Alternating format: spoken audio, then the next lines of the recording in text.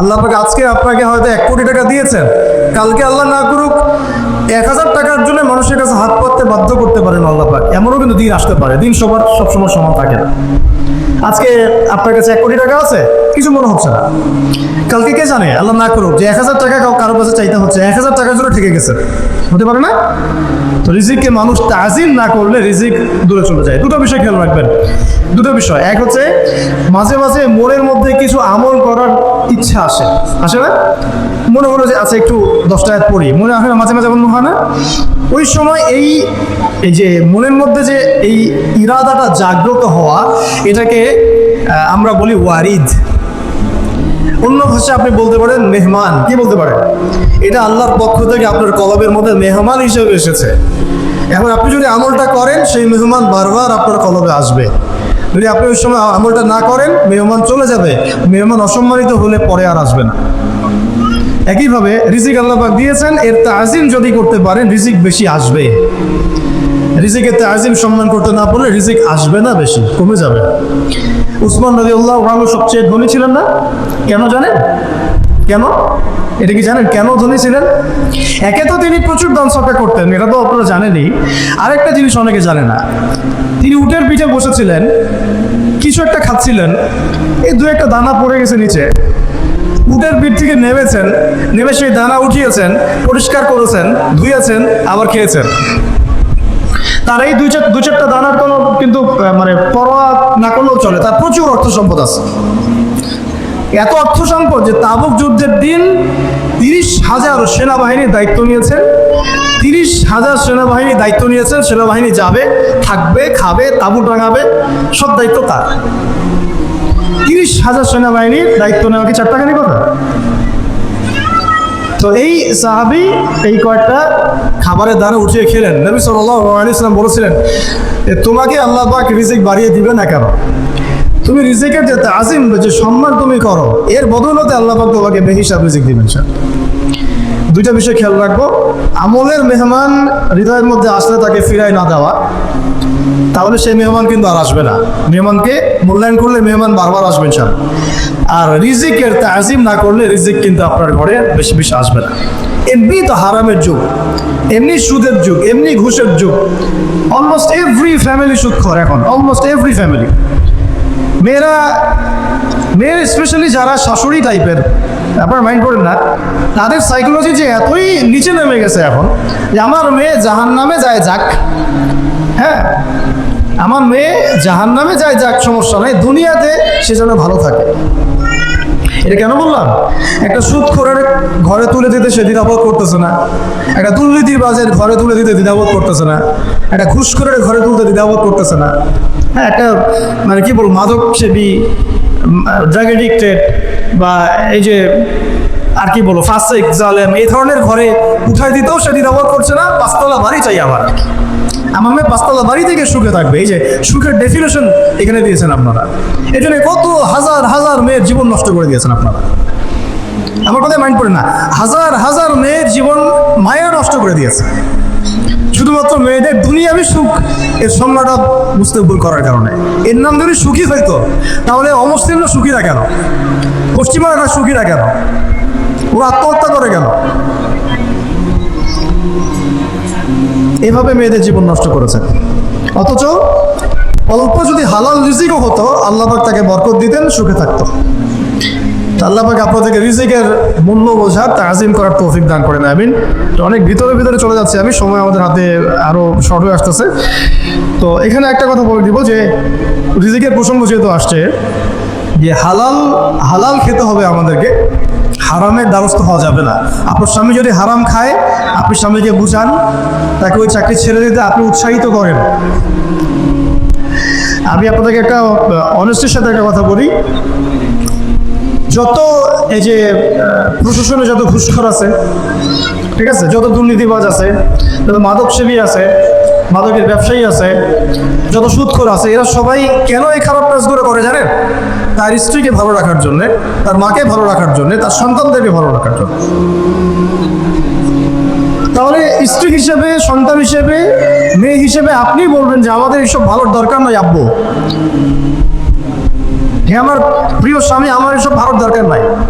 হে আমার ছেলে, আমার এসব ভালোর দরকার নাই, তুই হালাল পথে থাক, ওইখানে তুই আমাকে ডাল ভাত খাওয়া, আমি খুশি আছি। এইভাবে আপনারা তাদেরকে মোটিভেট করেন, দেখবেন সমাজে হারাম কমে গেছে ইনশাআল্লাহ। আর হারাম খাওয়া এই ছেলে মেয়েগুলোও কিন্তু মানুষ হবে না। হারাম খাওয়াতে ছেলে মেয়েগুলো রক্ত মাংস করে উঠছে, এরাও কিন্তু মানুষ হবে না। আল্লাহ পাক আমাদেরকে হালাল খাবার তৌফিক দান করেন, এবং হালালের জন্য আপনাদের ভূমিকা অনেক বেশি।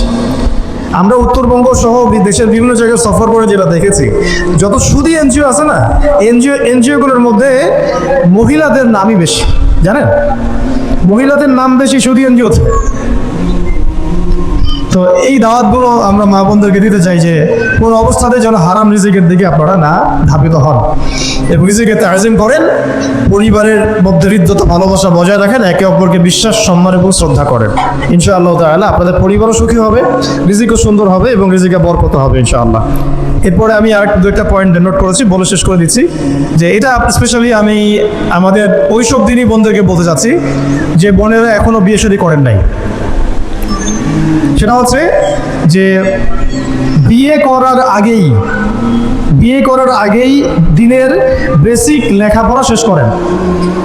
এত পাগল হওয়ার দরকার নেই। আগে চরিত্র হেফাজত হচ্ছে না, রোজা রাখেন, ঠিক আছে? দিনই পড়াশোনা আগে শেষ না করে বিয়ে করতে যায় না। বহু আলেমা যারা মাদ্রাসা লাইনের ছাত্রী ছিল, দিনই পড়াশোনা শেষ না করে বিয়ের পিড়িতে বসার কারণে কেরিয়ার ধ্বংস হয়ে গেছে। বিয়ে পরে করেন, আগে পড়াশোনাটা, তুলনামূলক পড়াশোনাটাকে শেষ করে নেন। তুলনামূলক পড়াশোনা শেষ করতে 18 থেকে 20 বছর বেশি লাগে না। যদি আপনি শুরু থেকে শুরু করেন, একদম 18 থেকে 20 বছর হতে হতে আপনার পড়াশোনা মোটামুটি শেষ হয়ে যাবে।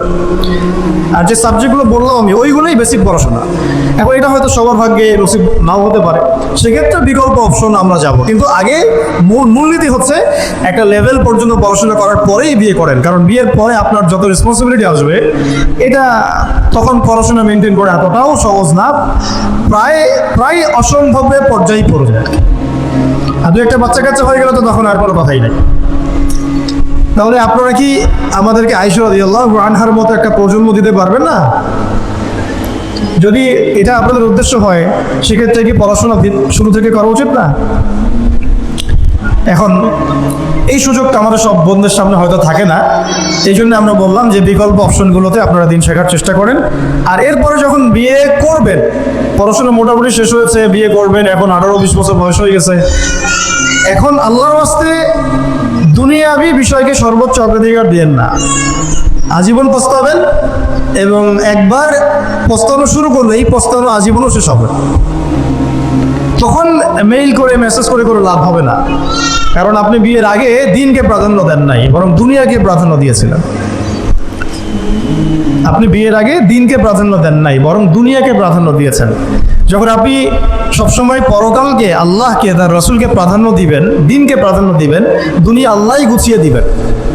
আর যখন আপনি দুনিয়াকে সর্বোচ্চ অগ্রাধিকার দিবেন, দিন আপনার কাছ থেকে দূরে সরে যাবে। দিনের একটা গায়রত আছে, একটা ব্যক্তিত্ব, দিনের একটা স্বতন্ত্র গায়রত আছে, সে সবার কাছে ধরা দেয় না। যে তাকে মূল্যায়ন করে তার কাছেই দিন আসে, যে তাকে মূল্যায়ন করে না তার কাছে দিন আসে না। দিনদার ছেলেকে প্রাধান্য না দিয়ে বিয়ে করতে যায় না, জীবনটা ধ্বংস হয়ে যাবে। হ্যাঁ, আমি বলছি না দিনদার ছেলে মাদ্রাসাতেই থাকে না, জেনারেল লাইনেও থাকতে পারে, ডক্টরও হতে পারে, ইঞ্জিনিয়ারও হতে পারে, কিন্তু এটা বাহ্যিকভাবে এটাকে জাস্টিফাই করাটাও ডিফিকাল্ট। কিছু ক্রাইটেরিয়া দেখে আপনি একটু আন্দাজ করতে পারেন, পুরোপুরি হয়তো কখনোই বুঝতে পারবেন না। সেটা হচ্ছে দিনের প্রতি তার ফিকির কেমন, দিন নিয়ে তার কাজ কেমন, তার লাইফস্টাইল কেমন, তার পরিবার কেমন, কোন পরিবেশে সে বড় হয়ে উঠেছে, তার একাডেমিক্যাল সার্টিফিকেট কেমন, তারপরে তার দাওয়াতের মেহনতে অ্যাক্টিভিটিস আছে কিনা, বা ব্যবসা হালাল কিনা, বা চাকরির হালাল কিনা, নামাজ ঠিক আছে কিনা, তার মধ্যে সুন্নাহ আছে কিনা, এগুলো কিছু বাহ্যিক সাইন যেগুলো দেখে আমরা একটা আইডিয়া নিতে পারি। তারপরে বলবো যে এখানে 100% আপনি এনশিওর হতে পারবেন না, ওইটা আল্লাহ পাকের হাতে। তো ওইটাও যদি এনশিওর করতে চান তাহলে কি করতে হবে? তাহলে নিজেকে দিনদার হতে হবে। আমি নিজে যদি ভালো দিনদার হই তাহলে ইনশাআল্লাহ আল্লাহ পাক আমাকে দিনদার স্ত্রী দিবেন। নিজে দিনদার না, তাহলে কি রেডিমেড দিনদার ছেলে আসবে? কখনই আসবে না। দোয়া করতে হবে, রব্বানা হাব লানা মিন আজওয়াজিনা ওয়া যুররিয়াতিনা কুররাতা আয়ুন ওয়াজআলনা লিল মুত্তাকিনা ইমামা। দোয়া করতে হবে যে রব্বি হাবলি মিনাস সালিহিন, রব্বি হাবলি মিন লাদুনকা যুররিয়াতান তাইয়্যিবা ইন্নাকা সামিউদ দুআ। এই বিষয়গুলো থেকে খেয়াল রাখবেন। আর শরীয়তের মেজাজ মাথায় রাখা, শরীয়তের মেজাজের কথাটা আজকে এই জন্য বলছি যে আমরা আমাদের দেশে যে প্রবলেমটা দেখি, ইসলামের পূর্ণাঙ্গ বিষয়গুলো মানুষ মাথায় রাখতে চায় না। ইসলামে যেমন নামাজ, রোজা, হজ, যাকাত আছে, ইসলামে কিন্তু দাওয়াত, তাবলিগ, জিহাদও আছে, তাই না? ইসলামে কিন্তু শরিয়া আইনও আছে, হুদুদ, কিসাস আছে, ইত্যাদি আছে। আমাদের সমাজে দেখেন নামাজ শব্দ পরিচিত কিন্তু কিসাস শব্দ পরিচিত না। কিসাস মানে কয়জন জানেন যে কিসাস শব্দ অর্থ কি? অনেকেই জানে না, কিন্তু কিসাস একটা কোরআনের একটা ফান্ডামেন্টাল বিধান যে কেউ যদি আপনার চুরি করে হাত কেটে ফেলতে হয়, কেউ যদি ব্যভিচার করে বেত্রাঘাত করতে হয়, বিবাহিত হলে রজম করতে হয়, কেউ যদি মোরতাদ হয় তারও মৃত্যুদণ্ড শাস্তি আছে, কেউ সাতেমে রাসূলকে গালি দিয়েছে তারও মৃত্যুদণ্ড আছে। এরকম অনেক বিধান আছে, হুদুদ এবং কিসাস আছে। হত্যার বদলে হত্যা, চোখের বদলে চোখ, জানের বদলে জান। আমাদের সমাজে এগুলো পরিচিত না। নামাজ পরিচিত কিন্তু, তাসবিহ তাহলিল পরিচিত, ঠিক আছে? এরকমই সমাজেও বহু বিবাহ এটা অপরিচিত। হ্যাঁ, আপনি একটা বিয়ে করে বাইরে 4টা 5টা 6টা মেয়ের সাথে খারাপ সম্পর্ক করলে সমাজ এটাকে প্রমোট করে, এটাকে কাছে আসার গল্প নাম দেয় আর। কিন্তু একটা মেয়ের পুরো জীবনের রেসপন্সিবিলিটি আপনি নেবেন হালালভাবে, তখন সমাজ আপনাকে বাঁকা চোখে দেখবে, বিতর্কিত করবে। তো আমরা এখনও ওই ইসলামের ওই মেজাজে যাইতে পারি নাই। আমার মেয়েকে বড় করার সময় এটা তার মাথায় ছোট থেকে দেওয়া উচিত যে হ্যাঁ, ইসলামে কিন্তু বহু বিবাহের ব্যাপারও আছে, ওকে ওইভাবেই ওই মেজাজেই বড় করা উচিত। এখানে আরেকটা প্রশ্ন আসতে পারে যে এটা তো ঐচ্ছিক। অবশ্যই ঐচ্ছিক, কেউ চাইলে করতে পারে, কেউ চাইলে নাও করতে পারে, সবার উপর এটা ফরজ না, কখনোই না। এবং এটাকে আমরা বড় স্কেলে এটাই সুন্নত এটাও বলতে পারবো না। ওইটা একটা নির্দিষ্ট প্রেক্ষাপটে অ্যাপ্লাই করার বিষয় ছিল। যেমন উহুদের যুদ্ধ হয়ে গেছে, অনেক মেয়ে এতিম হয়ে গেছে, এখন এই মেয়েগুলো দায়িত্ব কে দিবে? বহু বিবাহের ব্যাপারটাতে আসলো তখন সূরা নিসার আয়াত যে তোমরা এখন পছন্দ হলে মাসনা সুলাসা রুবা করতে পারো। এটা কাউকে ফরজ করা হয় নাই, কার উপরে ফরজ করা হয় নাই। যার সামর্থ্য আছে তোমরা করতে পারো। খালাস, ওই মেয়েগুলোর দায়িত্ব নিয়ে নেওয়া হলো রাষ্ট্রীয়ভাবে, এবং তারা সম্ভ্রম পেলো, সম্মান পেলো, গার্ডিয়ানশিপ পেলো, তাদের সমস্ত অধিকার ফিরে পেলো। এটা ইসলামের একটা বিধান আছে। একেবারে এটাকে বাদ দিয়ে এটাকে অস্বীকার করা, কুফরি করলে কিন্তু কোরআনের সাথে আপনার কুফরি হয়ে যাবে।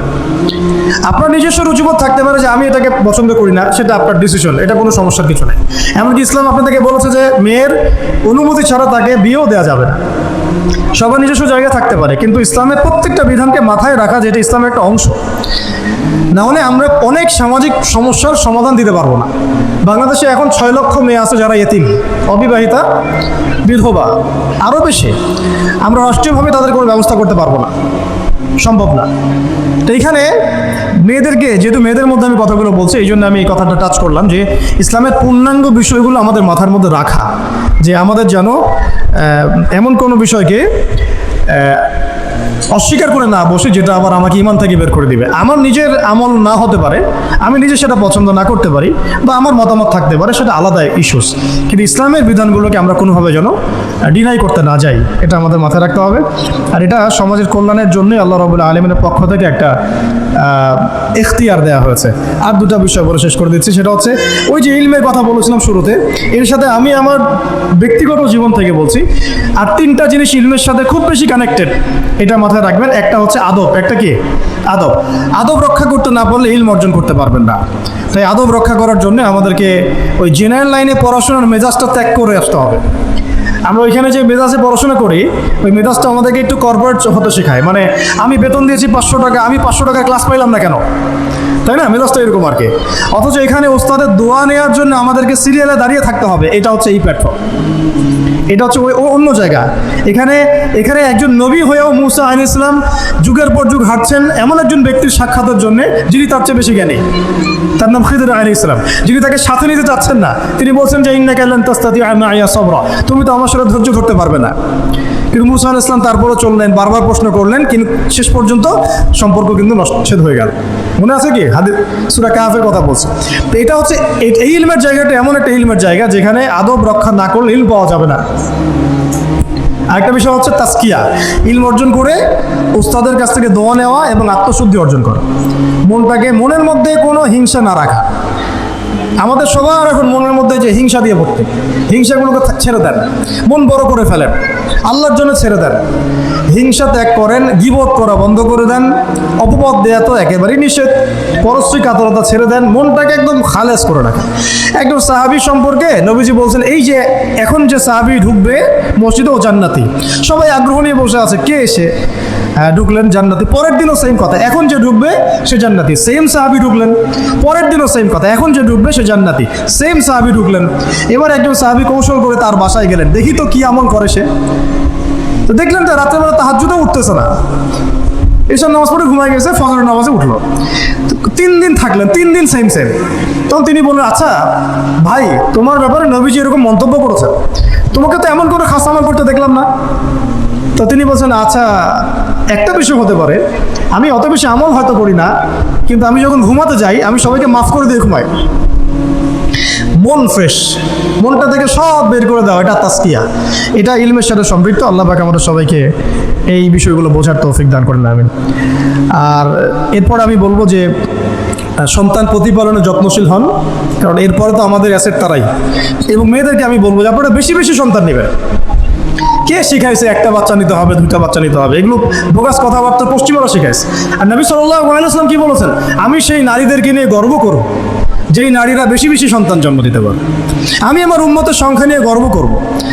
হ্যাঁ, সবার ফিজিক্যাল কন্ডিশন এক না হতে পারে, কিন্তু এই মানসিকতাটা ত্যাগ করতে হবে যে আমার একটাই, 2টি সন্তানের বেশি নয়, একটি হলে আরও ভালো হয়।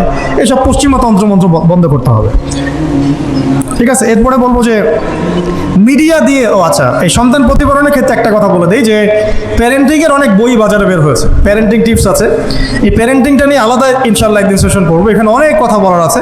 সন্তান প্রতিপালন একটা শিল্প, সন্তান প্রতিপালনটা একটা শিল্প, খুব ধৈর্যের কাজ, সবরের কাজ, লেগে থাকার কাজ। সন্তানকে সময় দেওয়া, ওর খাবারের দিকে খেয়াল রাখা, ওর মানসিকতার দিকে খেয়াল রাখা, ওর ফিজিক্যাল অ্যাক্টিভিটিস দিকে খেয়াল রাখা, ওর মানে আত্মা দূষিত হয়ে যাচ্ছে কিনা এটা খেয়াল রাখা, ওর ভালো একাডেমিক পরিবেশ নিশ্চিত করা, ভালো ওস্তাদ দেওয়া, ওর সাথে মেশা, ওকে আদর করা, অনেক কিছু আছে।